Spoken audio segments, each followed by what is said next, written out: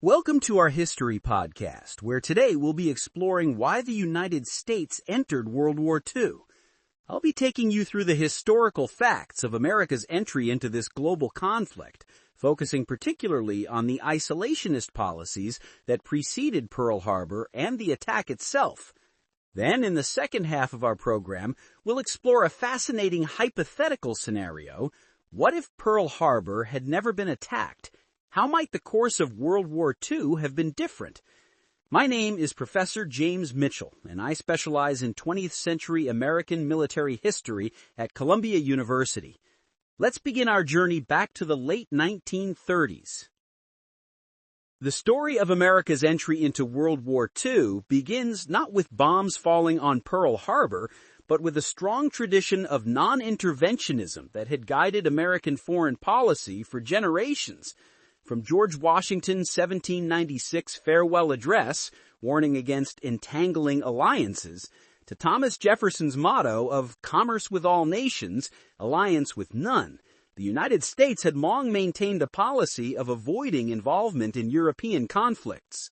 This isolationist sentiment reached its peak in the interwar period following the First World War. Americans felt betrayed that their sacrifice in what was called the War to End All Wars had seemingly accomplished little. The economic hardships of the Great Depression in the 1930s further pushed Americans to focus on domestic problems rather than foreign entanglements. Congress passed a series of neutrality acts between 1935 and 1937, severely limiting American involvement in foreign conflicts. President Franklin D. Roosevelt recognized the growing threat of fascism in Europe and Japanese militarism in Asia, but was constrained by strong isolationist sentiment. When World War II broke out in Europe in September 1939 with Germany's invasion of Poland, Roosevelt was walking a tightrope, trying to aid the Allies while maintaining official neutrality in accordance with the Neutrality Acts. By 1940, as Nazi Germany conquered much of Western Europe and threatened Britain, Roosevelt began to push the boundaries of neutrality. The United States implemented a cash-and-carry policy, allowing the sale of military supplies to belligerent nations, provided they paid cash and transported the goods themselves.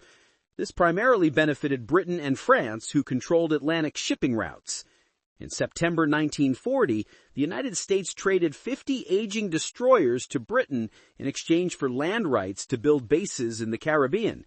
And in March 1941, the Lend-Lease program began, which allowed the United States to supply allied nations with war materials without technically entering the conflict. Meanwhile, in the Pacific, relations between the United States and Japan were deteriorating rapidly. Japan had been engaged in a brutal war with China since 1937, and by 1940 was moving into French Indochina, threatening American, British, and Dutch colonial possessions in the region. The Roosevelt administration responded with increasingly strict economic sanctions, culminating in a freeze on Japanese assets in July 1941 and an oil embargo that threatened to cripple Japan's economy and military. For Japan, heavily dependent on imported oil and other raw materials, these sanctions presented a critical dilemma: either withdraw from China and other conquered territories, or secure alternative sources of oil in the resource-rich Dutch East Indies, modern Indonesia. The Japanese government, led by Hideki Tojo, chose the latter option, knowing it would likely mean war with the United States. And so we arrive at December 7th, 1941, a date that President Roosevelt would declare will live in infamy. At 7:48 a.m. Hawaiian time, the first wave of 183 Japanese aircraft, launched from 6 aircraft carriers, struck the U.S. naval base at Pearl Harbor. A second wave followed shortly after. The attack lasted just under 2 hours, but was devastating. The toll was severe. 2,403 Americans were killed, including 2,008 Navy personnel, 109 Marines, 218 Army service members, and 68 civilians. Additionally, 1,178 people were wounded. The Japanese destroyed or damaged 19 U.S. naval ships, including all 8 battleships of the Pacific Fleet, with 4 being sunk. They also destroyed 188 American aircraft. The Japanese had achieved tactical surprise, but made 3 critical strategic errors. First, the American aircraft carriers were not present during the attack, as they were delivering planes to Midway and Wake Islands. Second, they failed to destroy the naval base's vital shore facilities, oil storage depots, maintenance shops, and submarine piers, which allowed the U.S. Navy to recover relatively quickly. And third, they underestimated the American public's response to the attack. The effect on American public opinion was immediate and overwhelming. The isolationist movement collapsed overnight. Americans were united in their desire for war against Japan. The day after the attack, President Roosevelt addressed Congress asking for a declaration of war against Japan, which was approved with only 1 dissenting vote. 3 days later, on December 11th, Nazi Germany and Fascist Italy declared war on the United States, bringing America fully into World War II. Now, let's shift our perspective and explore a fascinating hypothetical question. What if Japan had never attacked Pearl Harbor? How might history have unfolded differently? This is not merely an academic exercise. It helps us understand the pivotal nature of this event and the complex forces that were already in motion by December 1941. In our alternate scenario, let's imagine that Japan chose a different strategy in response to American sanctions. Perhaps, instead of a direct attack on American territory, they focused solely on British and Dutch colonies in Southeast Asia, avoiding any immediate confrontation with the United States. What might have happened? Without the galvanizing shock of Pearl Harbor, American public opinion would likely have remained deeply divided. The America First Committee, the largest anti-war organization in American history, with 800,000 members, would have continued its influential opposition to entering the war. President Roosevelt, despite his desire to aid Britain and the Soviet Union more directly, would have faced tremendous political obstacles to declaring war. That said, Roosevelt was already pushing the boundaries of neutrality significantly by late 1941. American naval vessels were escorting British convoys in the Atlantic and had exchanged fire with German submarines. The USS Reuben James, an American destroyer, had been sunk by a German U-boat on October 31, 1941, with a loss of 115 American lives. Yet even this had not been enough to bring the United States into the war. In the Pacific, even without attacking Pearl Harbor, Japan would almost certainly have invaded British Malaya and the Dutch East Indies to secure oil and other resources. American possessions like the Philippines would have been increasingly isolated and vulnerable. It's likely that some form of military confrontation between Japanese and American forces would have occurred eventually, but without the unified American response that followed Pearl Harbor.